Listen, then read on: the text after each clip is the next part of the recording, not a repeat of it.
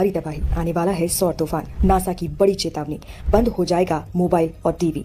एक बड़ा विस्फोट और सब कुछ खत्म। क्या हो अगर आपकी रोजमर्रा की जिंदगी बदलने लग जाए? मोबाइल, टीवी, गूगल, आप कुछ भी यूज ना कर पाए। डिजिटल युग में अगर ये सब ना हो तो कैसे काम करेंगे? कभी सोचा है? तो हो जाइए सावधान, क्योंकि तूफान जल्द दस्तक देने वाला है। तूफान जिससे मचेगी भारी तबाही और हो जाएगा सब कुछ तहस नहस। वैज्ञानिकों ने हाल में सौर तूफान की चेतावनी जारी की है। वैज्ञानिकों का मानना है कि पृथ्वी पर एक बड़ा सौर तूफान आने वाला है। इससे धरती पर काफी बड़ा असर देखने को मिल सकता है। इलेक्ट्रॉनिक्स डिवाइस जैसे मोबाइल, कंप्यूटर और संचार प्रणाली तूफान से ज्यादा प्रभावित हो सकते हैं। आपको बता दें कि भारत सूर्य की मैपिंग और भारत पर सौर एक्टिविटी लद्दाख से मॉनिटर करता है। क्या इसका असर भारत पर भी पड़ने वाला है? सब कुछ जानिए इस वीडियो में। सौर तूफान सूर्य लोग लाइनों में लगे होंगे खाने के लिए, और मैं आपसे फिर कह रहा हूं कि ये जो लाइनों में आप देख रहे हो ये एक ट्रेलर है। ये आप फिर, जैसे मैंने कहा था कि ये मीटिंग आप मुझे रिकॉर्ड करना, क्योंकि ये मैं चलाऊंगा। मैं आज फिर आपको ये कह रहा हूं कि मेरी आज की बात रिकॉर्ड करना, मैं इसको चलाऊंगा।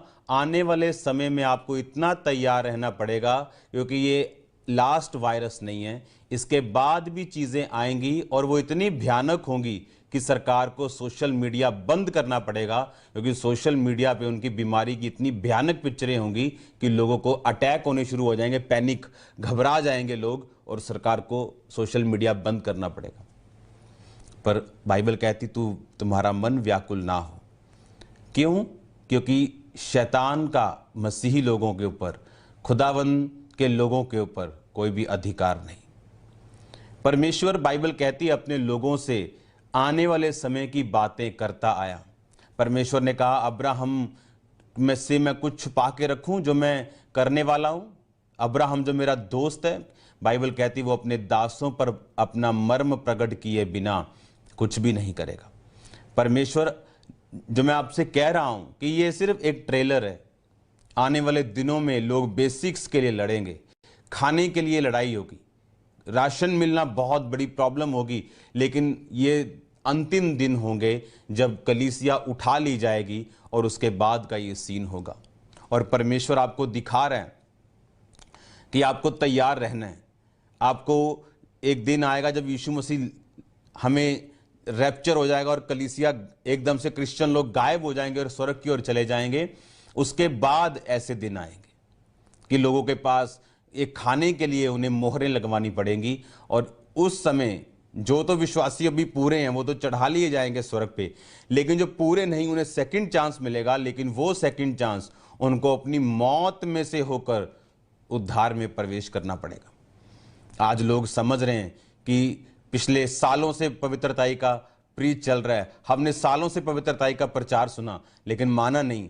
अब वो दुखी हो रहे हैं क्योंकि उन्हें मालूम है कि परमेश्वर न्याय कर रहा है, परमेश्वर जज कर रहा है लोगों को। और ये सिर्फ कलीसिया के लिए एक ट्रेलर है। परमेश्वर दिखा रहा है कि अंत के दिन, बाइबल कहती, इतने भयानक होंगे कि जो सृष्टि के पैदा होने से अब तक लोगों ने कभी नहीं देखे। मैं आपको फिर कह रहा हूं, मैंने एक वर्ड इस वीडियो में बोला था कि आपको तैयार रहना पड़ेगा, आपको हथियार रखने पड़ेंगे, क्योंकि ऐसे बुरे दिन देशों पर आने वाले जो उन्होंने कभी नहीं देखे। और मैं आपको हथियारों के बारे में जनवरी से बता रहा था, क्योंकि बाइबल कहती परमेश्वर के सारे हथियार बांध लो ताकि तुम बुरे दिनों का सामना कर सको। आपको यह बात समझने की, क्यों मैं आपको यह बता रहा था कि परमेश्वर ने कहा, इसका मतलब बुरा दिन आएगा। परमेश्वर ने कहा, मेरे सारे हथियार बांध लो, यिर्मयाह 6:10 में, क्योंकि ताकि तुम बुरे दिनों का सामना कर सको और सब कुछ पूरा करके स्थिर रह सको। याद रखो, आज परीक्षाओं के दिन हो सकते हैं, लेकिन मसीही लोगों को इस परीक्षा में घबराना नहीं, क्योंकि मेरा परमेश्वर आपके साथ खड़ा रहेगा। डिवाइन हेल्पर्स आपके साथ खड़े रहेंगे। परमेश्वर आपके इंतजामों को पूरा करेगा। वो आपको इस परीक्षा में जब परख के साथ देख लेगा, इस परीक्षा के निकल जाने के बाद आप आशीषित, आप शांति से भरे हुए अपने आप को पाएंगे।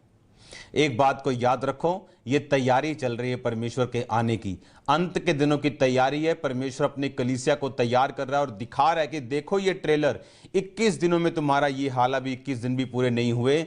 सोचो अगर ये सदा की चीज हो जाए, कलीसिया के जी उठने के बाद, जब कलीसिया रैप्चर में चली जाएगी और स्वर्ग में चली जाएगी और उसके बाद शैतान का नीचे उसको पावर दी जाएगी, सोचो उन दिनों में क्या हाल होगा। जो लोग जिन्होंने तौबा नहीं की होगी और परमेश्वर के साथ वो जीवित नहीं उठाए जाएंगे। सोचो जो लोग रह जाएंगे उनको फिर मालूम होगा कि हमें तौबा करनी है, लेकिन बाइबल कहती है उस तौबा के लिए उन्हें बड़े बड़े मूल्य अदा करने पड़ेंगे, अपनी जान की कीमत तक देनी पड़ेगी। और जो लोग हार जाएंगे, शैतान के सामने घुटना टेक देंगे और दुष्ट के सामने झुक जाएंगे, उन्हीं को। तो God bless you all of you, सबको जय मसीह की।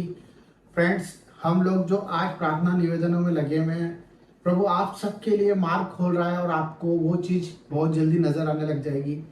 जिस तरफ से आज हम लोग प्रेयर मीटिंग्स में हैं और हम लोग अपनी प्रार्थना निवेदन भेज रहे हैं, क्योंकि हम लोग परमेश्वर के निकट हैं।